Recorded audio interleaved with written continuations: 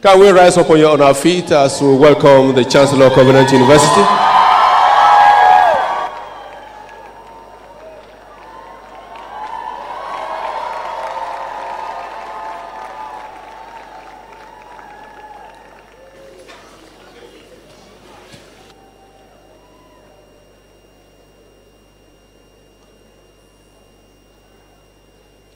You're welcome, sir. Please, let's put our hands together as we welcome him to the microphone. Amen. Praise the Lord. Give the Lord a big hand and take your seat.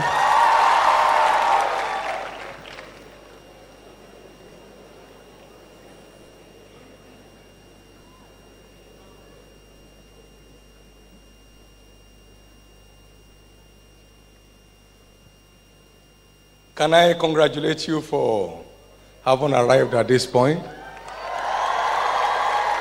Amen. To drop these few things with you, I'm out of the country in the next 1 hour. But I will be dropping this thought with you that will be of tremendous help to you. Learning is designed to be a lifelong program.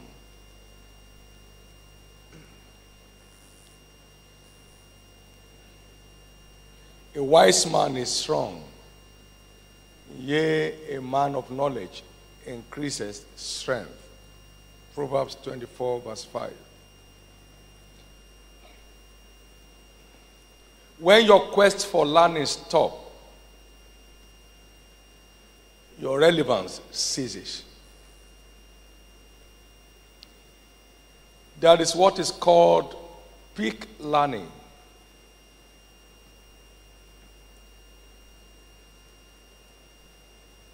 A peak learner is one who has learned how to learn.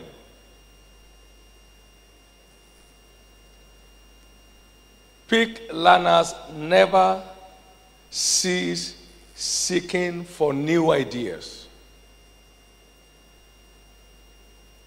information, concepts, etc. Peak learners have a different objective about learning. They know they are going for peak performance of the mental powers. To them, learning is not just about going back to school.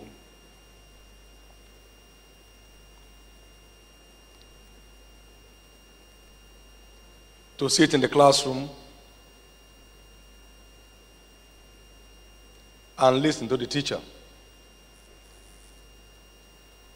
It has little to do with tests and grades. This type of learning springs up from within individuals. It is called self-education and self-improvement studies.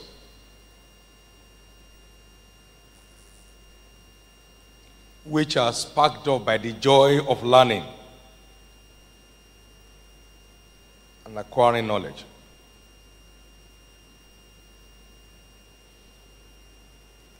Therefore, a sense of graduation must never arise, or you suffer degeneration.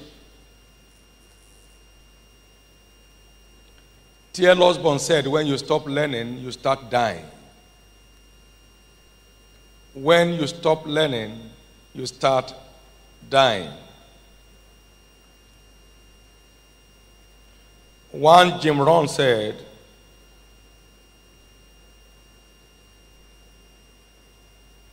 formal education will make you a living, but self-education will make you a fortune.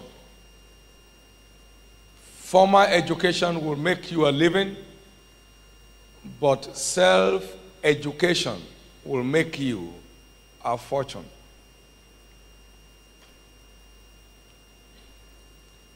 So there are multitudes today that are only making a living Very few strike at the gold mine of fortune.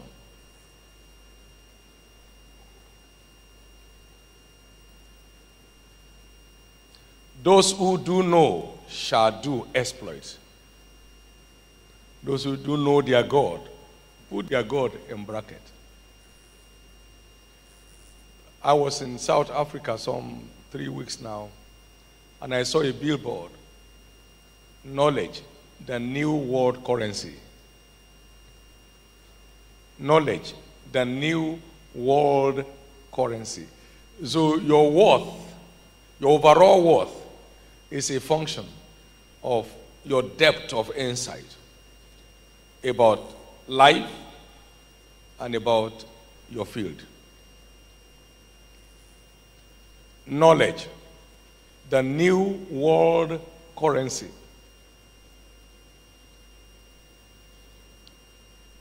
I looked at it from the car and I said, it's not new. It's only been discovered. Knowledge has been the ancient world currency, and civilization always traces, investment in knowledge all through history.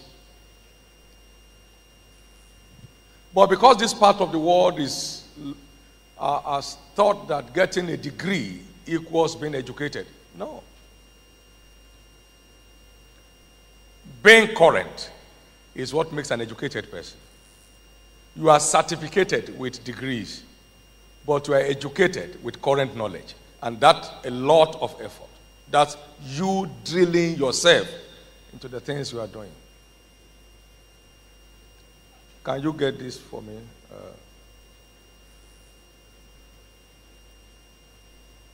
Just that. Now, these were my notes for last year. Handwritten. Handwritten. There is no foreign handwriting here. In spite of my schedule, we finished on Sunday. I was up in Abuja for some very important meetings with government people, and then came back yesterday on my way today to Malawi, coming back to be in some other meetings here, and wake up on Sunday morning. He said, but how do you get time to read? Somebody asked me years ago. I said, how do you get time to eat? No busy man will say he has no time to eat. No man with genuine taste for knowledge will lack time to learn. So I read daily, and I write daily. These were last year's notes, and that's why I kept saying, the books that will roll out of my table will be far more in volume than what I end up writing in my lifetime. I've maintained this culture for years, so I can pull out for you my note of 1982, 1984. Now, already typed and, stacked up in discs and all that stuff, so it can be preserved. But I chose to bring this because it's handwritten. This is for last year. Handwritten, so the secretary picks it up one by one to type whatever he wants to type. He has some of them with him now, which are not part of what we have brought. Peak learners are the ones that end up in the top ranks of life. So sit up and understand that what we are going through now is nothing but to help you form a culture that creates a future. To form a culture that creates a future. Thank you. We were going to start Covenant University, and then we wanted something special, something unique, something that would last. So what do? So I took time out, went on the net, plucked out 9 striking, enduring, impactful institutions like Harvard, like Yale, like Columbus, like Princeton, and sat down with them and went through their history, their developmental process, their leadership style, saw the uniqueness of each one. Because if something has lasted 366 years, another one has lasted 1,000 years, it's good to learn from them. All the ones in Nigeria have lasted only 20 years and they have lost relevance. So how do we do it? So spend time, because that's not in Genesis, that's not in Proverbs, that's not in Revelation. It's current knowledge. How do you get what you need to do what you should do at the best? I mean, it takes peak learners to enjoy peak performance. So after all of that, I was equipped, had direction, knew what way to go, was able to design what we needed to do. All that you call founding philosophy, they were my direct words. All that you found motto, they didn't come out of committee meetings. We had the first meeting in November 1999 in starting this university. November 1999. You don't get anything great done carelessly. All of you have a great future, but we need a great deal of investment together.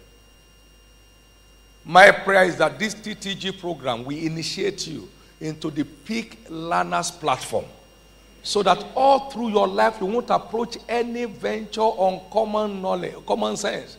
Common sense will end up giving common results.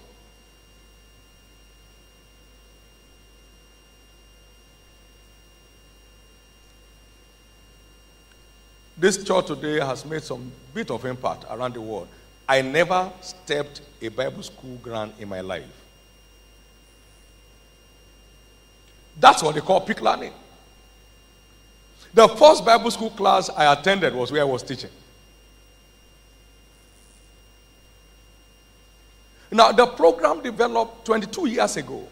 Is it 23 now? 23 years ago. Is still relevant today and for tomorrow. We have had governors in class. We've had judges in class. We've had generals in class. Everybody taking note profusely. Now, this all came out from the laboratory of learning. So don't go into fashion designing with common sense that you can sew something, then you are a fashion designer. No. Sit down and find out who has made it big in this field. What did they have to do? How did they begin? What were the challenges they met? Then you are well equipped. Otherwise, you become a market woman just selling sachet water by the roadside. You can make an outstanding thing out of any venture, no matter how ordinary it may look like. It depends on the depth of knowledge involved in your pursuit. Don't just go and say you are a barber and then you start barbering. That's not barbering. I mean, anybody, these are all, the equipment are all over the town. What will make it different? We have a barber. I have one of my precious sons here. He's a barber. He has about 40 different salons across Lagos. He barbs today for most of the ambassadors. How did he get there? They carry their head to his shop. And yet somebody else has been there for 20 years and nothing is happening because he's just approaching on common sense. On the way to my place in Lagos, I used to see some northern people selling tea, in the night at 1 a.m. So I asked myself, do you use common sense? Who is passing now?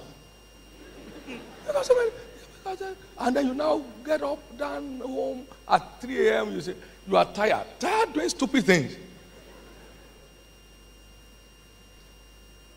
So you don't have a choice.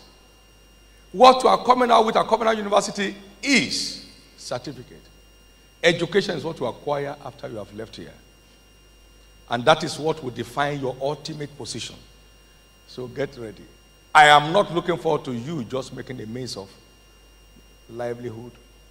I'm looking towards you making many live through ingenuity, innovation, creativity, and a value-driven lifestyle by a tireless investment in learning. Then you'll be on your way taking your lead.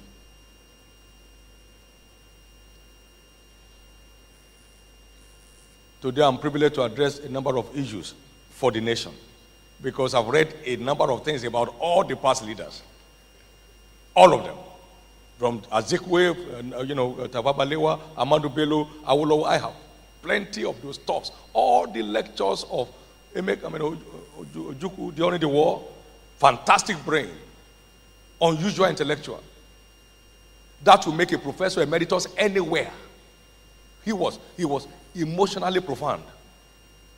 All those lectures were given off papers.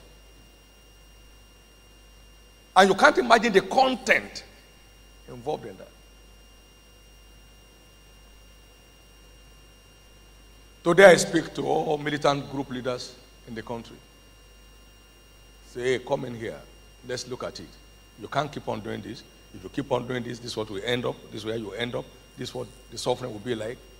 It's important for you to know there is nothing you will get out of life except by the power of knowledge. So wake up and wake up.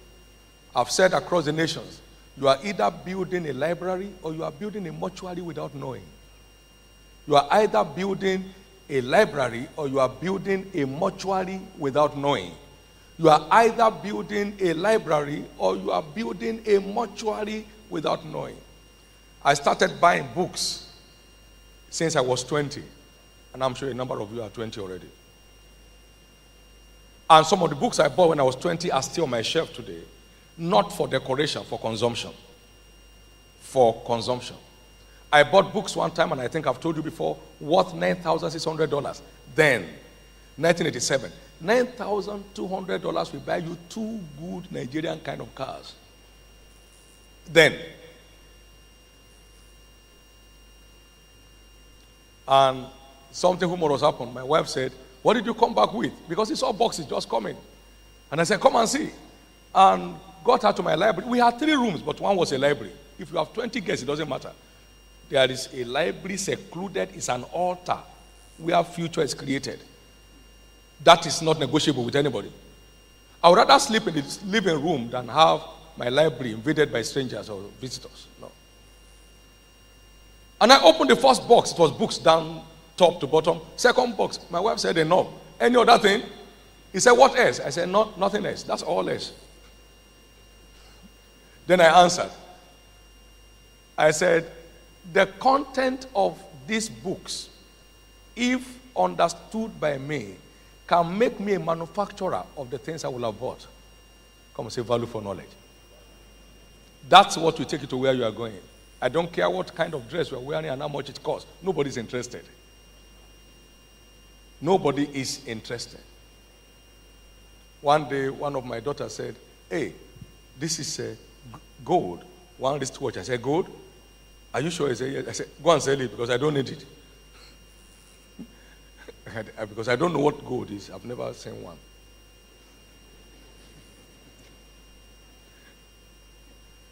It's so interesting for you to order your priorities as you live here. You must never lose value. God will not be pleased with you if you lose value. Everything to make you a peak learner has been put into you. Now go and do it. And that will help you. And a learner is always with a note. He takes note of lessons learned. That's what makes a learner. It's not just a casual reader. A learner does not lay his back on the bed. Did you read like that to pass your exams? No. No. A learner has a candle, has a desk, has a chair, and has a note. Paul the Apostle said, bring for me the books that I forgot when I was in Troas, and especially my notes. I can play with it.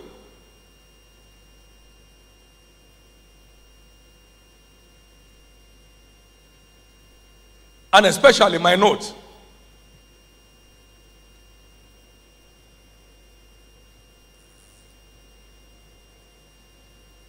The sign of a true learner is one with a note. Those who think on paper think better. Those who think on paper think better. Those who think on paper think better. The challenge of continuous learning is this. There are no exam timetable. The exam comes at you and to you anytime. So it depends on how equipped you are. He said, if your strength fails in the day of battle, then your strength is little. Proverbs 24 verse 10. Then your strength is small. If you faint in the day of battle, then your strength is small. Before I got married, I read 8 books on marriage. And they were not common in those days. You have to go looking for them. There's one very famous author called Walter Trowbridge. Walter Trowbridge wrote a number of volumes on marriage. One of the popular ones is I Married You. And, I kept reading and searching. What are the reasons for the challenges in homes? Are they avertable? What does it take to avert them? And then, so I wasn't married just to have a ceremony. I was married with a working knowledge of what it means and how to make it mean it. And today it's working. Has been working from day one till now. So you don't rush into you are going to get married. Are you equipped to be successfully married? How much knowledge have you acquired in making it work? Do you have a working knowledge of marriage?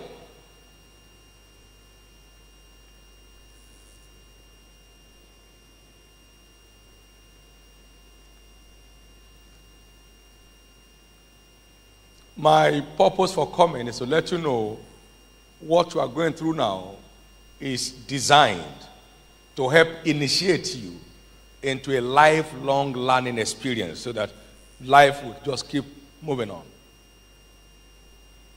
Everybody that is anybody, anywhere in the world,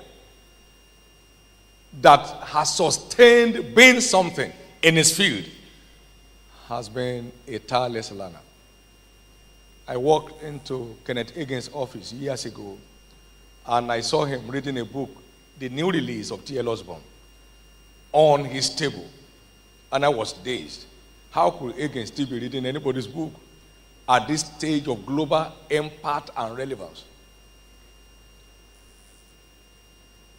I've been around with T.L. Osborne a number of times. I was there twice last year. And then their former swimming pool had been leveled out and turned to a library in his 80s. That is to enlarge the library. They leveled out. He leveled out the swimming pool and turned it to a library, and his bedroom opens straight to the library. So he doesn't need to go on any journey. He just move from his room, and then books here, books here. And the volumes of his archives in his lifetime are like this.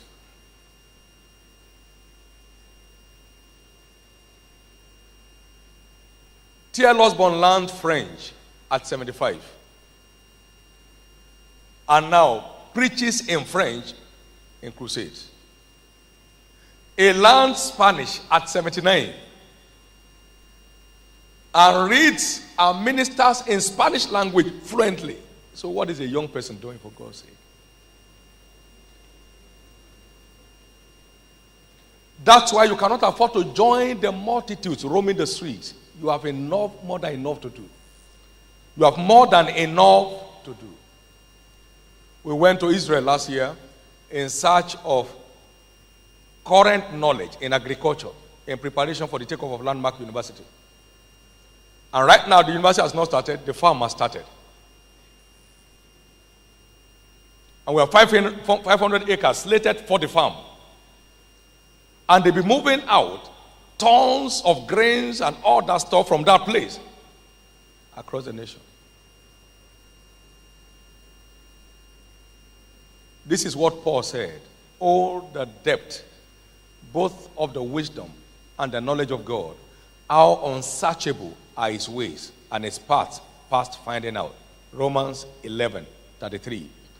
That is, God remains eternally unsearchable. We just continue to increase in our search. And there is no end to searching. And the more you find, the higher you fly. Thy words were found, and I did eat them, and thy words became the joy and rejoicing of my heart. Mayowa was with me in Conakry. You saw the soldiers? The soldiers line up the two sides of the plane to usher us into that nation. We had multitude of them that followed in the hotel and slept outside there, yet we don't speak their language. Those who do know their God, they shall be strong and they shall do exploits. I've written about 66 books or titles. We just ordered in 500,000 copies to restock. Second batch this year.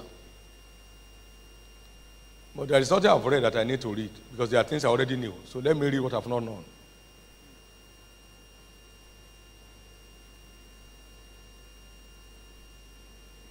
I see you experiencing ultra peak performance by being selflessly committed to the habit and the culture of learning. Don't ever approach any step in your life on common sense. Because life begets like, you can only get common results. There are too many common men because most people are just operating by common sense. It is common sense that makes a common man. An uncommon man would need access to an uncommon knowledge. You need uncommon sense not to be a common man. And that's the way it works. So Covenant University didn't come to produce because God said so, but because there was adequate equipment to make it so. Everybody was driving along a particular direction to make it so. February 21, 2000. 2001, I addressed the advisory council. I think Rotimi was there in Gateway Hotel. Okay. And one professor, Onimade of UI, he stood up after my address and he said in all his years in academics, he's never had university structure and administration stated the way I've stated it. He said, let me first congratulate you. Now, that's our professor emeritus. He's a professor of economics of many years standing, a renowned professor of economics. But he has never sat down to find out how universities are run because that's not his field. Now, having read all those stuff, it was easy for me without looking at any note to do anything I want to do. Go for it. You will be so excited about your life. I know you are loaded with too many things. Don't let them die with you. Those things must bless your generation. And all you need to do is to dig around them with knowledge and water them and put fertilizer. And you see them just surging. Your parents will be so excited. The world will celebrate you. And you'll be happy that you are not wasting your life. I said to people recently, I said, one thing I want to thank God for is that I have not wasted any aspect of my life. No. I'm traveling now. There's a bag going with me. And that bag is a bag of books. It stays with me. If that bag is not there, if you have traveled 2 hours, we'll fly back. Because that is where my fuel is. And I don't want to faint when I get to where I'm going. So I must go with my refueling system. And then recharge and keep myself on. But when Cape Verde, almost 75% give their life to Christ. That's almost everybody. They were in Guinea-Bissau. There was nowhere to put them. They all rushed to the front.